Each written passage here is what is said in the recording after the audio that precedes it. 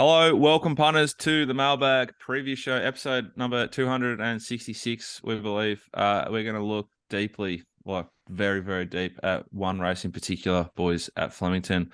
We're also going to go across the ditch for the first time ever, I believe. And we'll just touch on a couple of other races at Flemington.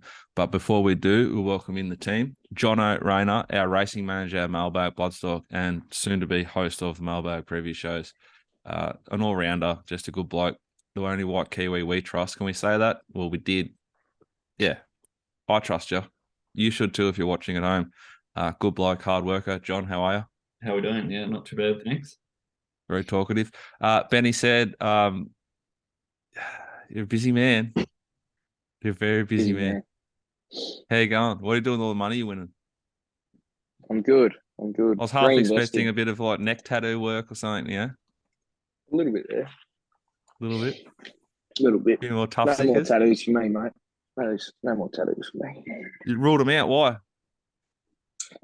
I don't know. I'm over it. They hurt too much.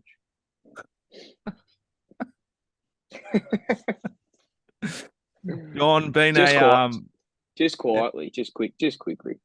I know you've been playing a lot of golf, Jack, but did you see the bag I kicked on the weekend? Yeah, I did. How many did you kick? 8. 8, and you're 4th best on ground. So that tells me like very little chasing, just sort of out the back operation. Like how many of them were like handballs over top grubbers? Nah, I was pretty happy with the goals. I think they're dirty on me from not training at all. So they probably didn't put me as best. Oh, I can't believe you're still playing football. It must be absolutely freezing. John, been a testing time, we're half back, but we're not back yet. Mailbag Bloodstock, we keep running second. Or an unlucky third on Monday. Protested though. Threw in a protest, a cheeky protest. Geez, that felt good. You never knew. Like, how are we to know what anything could have happened? Indeed. But we probably were pushing it up the hill because it was Wiramu Pin. So obviously racing's bad boy at the moment because he didn't let's just not go there. Where you going? Yeah, let's leave that alone. Runners this week, we've got 2 at Flemington. John, take us through them. Yep, we got Exeter second up. He was obviously very good first up over 1,000 meters, which was unsuitable for him. Obviously, up to 1,200 suits, pretty tough race. But yeah, the plan for him is to go to 1,400 next week. So should be a good stepping stone there. And then we've got Keats. He's in I forget the name of the final, over a mile. Just a final. It's race 8 at Flemington on Saturday. It's a 600-meter race. That's all we need to know. That's the one. Yep. I think they're all winner championships though. Yeah, it's winner championship day, isn't it? I think. Yeah. It's Flemington finals day. That's what I'm calling it. Okay. Yeah. And we have All England backing up Monday on the synth at Pakenham, where he shoulda, coulda, woulda won on Monday. Geez, it was a busy finish. Maybe Wiramu should have the 3 kilos because he hasn't got a left hand. I don't know. Up to you. That's what I would. Yeah. Anyway, I still love Wiramu. We were on the Wiramu train before anyone was. Shout out to you, Billy Pinn, if you're watching. Benny, let's just quickly go over race 7 and 8. That's our horses. Exeter's race 7. It looks to me like size going to be really hard to beat. Complete PR job, map wise, completely flying. The only knock I could find was it's failed one go, 1,200 meters at Caulfield, but it was pretty much badly unsuited that day and very forgivable. I don't know. I'm clutching at straws. You?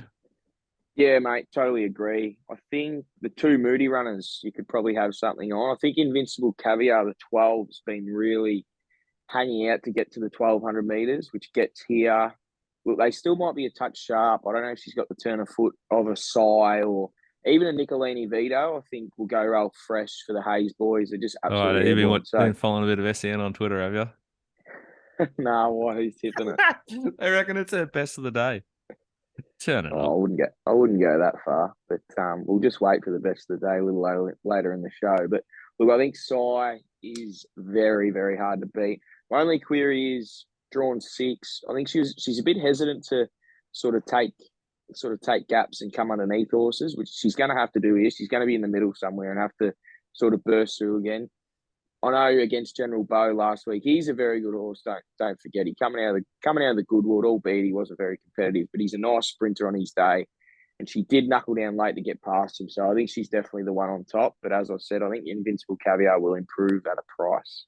I thought she had the complete PR last start, which I hate sort of falling into the start after, but she does look hard to beat. I thought It's Our Time back to 1200, track and trip horse, perfect map from 6 with a bit of speed. And I thought Exeter's if he gets out to $61 or bigger, which I reckon he will late the fair, you have to have something on. The same with Gav's other horse, Rari. Yeah. Nazari. Yeah, definitely. Just 13 and 14 will be big prices late and are both flying. And so is Gavin's stable. And particularly the Bedgegood Bow combo is absolutely airborne. Look it up on your puntingform.com.au, which we're powered by, I forgot to say. And I'm hydrated by Hawks Brewing, but I'm powered by puntingform.com.au, and so is the Mailbag. Their jockey trainer combo is a thing of beauty. Yeah, elite. Yeah, just touching on Exeter, I think he's under the radar a little bit here. He was really, really good last start, I thought. Obviously, market gave him no chance, proved them wrong, flashed late, hit the line, should have run third. I don't see. Look, obviously it's a tough race, but I don't see why he can't, sit back and hit the line again. I think he's, obviously out to the 1400 next start will be ideally suited.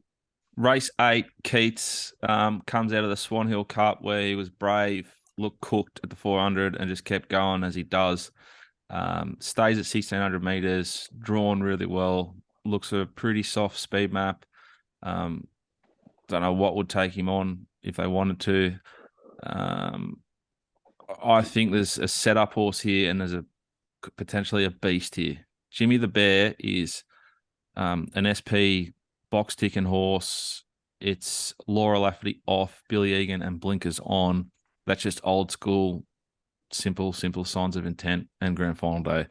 And this horse will be backed. I don't know what price it is now. It was $7 when I did my work. I wouldn't be surprised if it starts with a 4 in front of it, Jimmy the Bear, and be very hard to beat. But the other horse is Charterhouse, who what it did first up was absolutely enormous. I was there and it paraded heavy.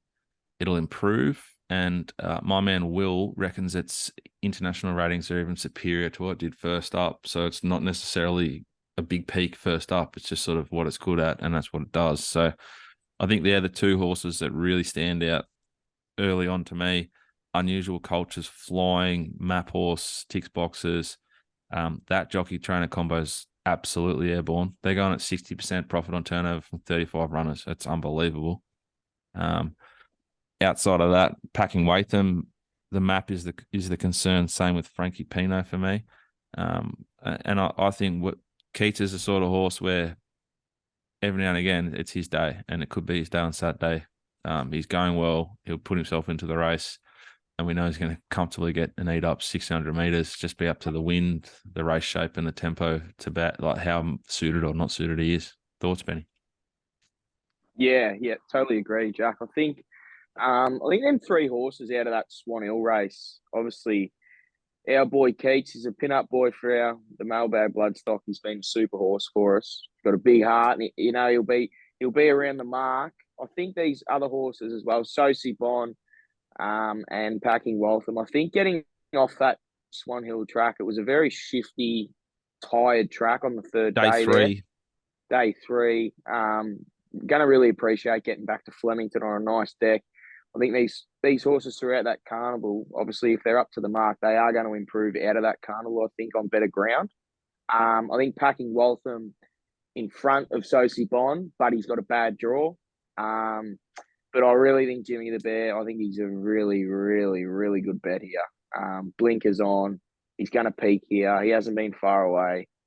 The Flemington horse. And obviously scared of Charterhouse with that information, Jack. If you were saying it was fat in the yard, well, look out on Saturday because I think Mm. if it's going to improve, and like you said, as Will said, with them European ratings, we see what they do when they come over, and if they put it together here, they're just too good for us. So, look, definitely very frightened of that horse, mate.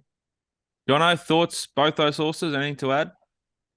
Not much to add. I did have a quick look earlier and come up with Jimmy the Bear as well. So it's Oh, the Christ. toughest to beat. So Well, hopefully we all get it wrong and Keats pisses you. that's right. Yeah. Correct. Race 5 is the Creswick Stakes, boys. We're going to do this race in detail. This is the market. It's got Tijuana resuming from a Gold Coast run at $11. He's Heaven, Moody Higgins, $26. Renosu, Blake Shin, Cummings, $3.80. Cause for concern. Just stay calm. We'll get to your little spruik in a second, my son. $5.50 and being backed after somehow winning at Sale last start and just coming to town and winning really well.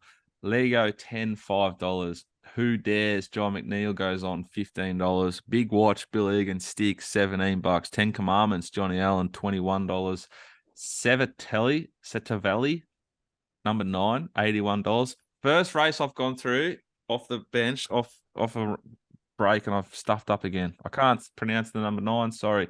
The 10, Any Zoo Will Do, $126, and Cattell 19 and Extra 2 were very well backed. Old Billy Pin on the minimum, claiming 3, and it was a very good winner at Sandown. The format of that race so far. It's soft in the market, and $7 is available. Speed map here, boys, and I'll go first. Benny, you come over the top with any adjustments you'd like to see in this map. But I thought, Renosu and He's Heaven, the speed. Big Watch a little bit closer. Who Dares? Complete PR from that draw. Extra 2, they'll probably go a little bit quicker than they went last start for it. I don't think it's going to be like first 4. Probably just tags Who Dares. Any Zoo Will Do, 10 Commandments thereabouts. Cattell could be further forward than I've got it there for sure.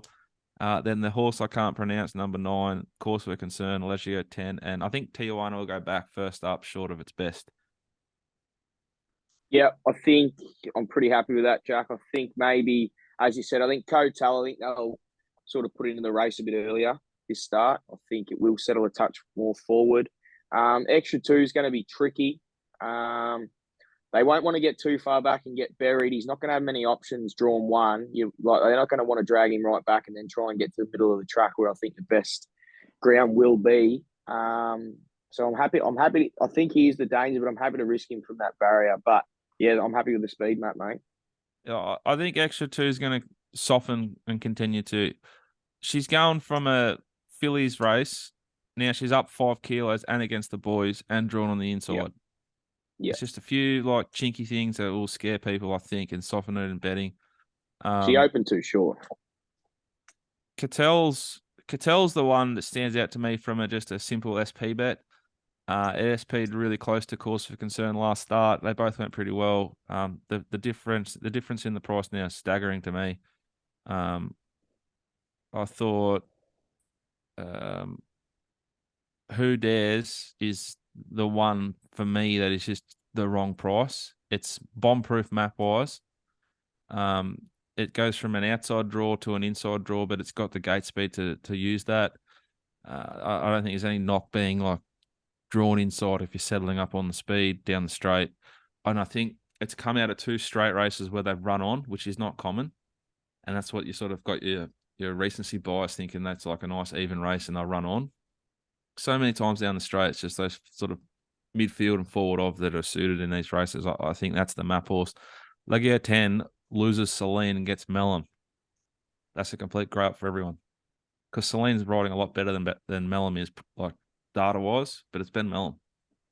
He's a big boy. I don't know. I thought Renosu was the one that was sort of weak. That's right in the market. It's had no trial that we can find for a few days, like more than you'd want between runs. Think it might be 1,000, 1,100 meter horse, this 1,200 meter race, but it does love the straight. Any other thoughts? Yeah. I think it. Course for Concern is close to a moral. Oh, turn it up. Moral. I'm telling you, this horse spanked him last time. Benny Allen was easy on the line. He was hanging in and still just put pay to him. Like Who Dares, a couple other horses in this race had a weight swing on him that day, and they claimed, and now he's only having to give him a kilo. Like, he should be unbeaten this preparation. I know he's coming out of a Warwick Nabil race earlier in the preparation, but he should have won. Should have won at Pakenham. He come out then and won at Sale on the inferior part of the track. Come out and blew him away at Flemington. I think he's the best horse in the race. He should be favourite. And I just think sometimes these horses, you put the blinkers on, they improve, but then the second time they've got them on, they sort of half work it out and they improve again. And I think he's a group horse. I've said it for a while, and I think we'll see it on Saturday. This is a listed race, so this is just a step before a group race. Yeah. Yeah, look, I can't knock he ran group time last start. Yeah, I just knocked the price. Time. I just knocked the price. Yep. But I can see I could well be wrong. I make him about market. I like Who Dares here a little bit, and I like Big Watch a little bit. I'd rather in this race where there's a lot of question marks. So like extra 2 might just be a beast. Yeah, it could be. If it goes come out and kill him, right? Cattell's got good ability. Peace Heavens trialled well, returns gelded. Like there's a few question marks here. He trialled really well. I just like to have 2 small bets, Who Dares and Big Watch. I thought Big Watch was just a run last start and a nice one. I think they're the 2 improvers here, but I've been wrong a lot of times before, and I'll probably be wrong again. So that's how I'm playing it. I'm those 2 sort of small bets, and Benny's just stepping straight in. Of course, we're concerned. Should we head now? They put up 850. Like, come on. Fair enough. We head now for the first time ever in Mailbag history to New Zealand to preview a race. It's Ruakaka. Look at the letters and sound it out. Ruakaka, race 2, happy big 50th, K Harrison, a 1,600 meter maiden. Me Amigo, $7. Foodie Brother, $4.60. Good Day, $4.20. Kurepa, $12. Prize Prince, $27. Drachma, $18. Taui, $17. Bo Ondago, $71. Only Words to Trade, $41. Raja Mars, $23. Arrowette, $3.40. And your favorite. And Shirazel, $23 chance. Did you just pick this race because of those names or what? No, I didn't. My God. You want to find the winner. Stitch up. But, wow. There's some... Well, who calls their horse Kiro? Pronounce the 4 for me. Kiriopa, yeah. I just see Brooks Koepka when I look at that. Does look a bit like that. Ruakaka, they call it the winterless north. Winterless north. Yeah, even through winter, seem to get decent tracks up that way, which obviously, as you guys will know, New Zealand, pretty bottomless tracks throughout the winter. So that's currently a soft 6 there. Soft 6 for anyone playing that. Yep, that one. And there is a bit of rain expected over the next couple of days, but I would assume it stays in that sort of 6-7 range.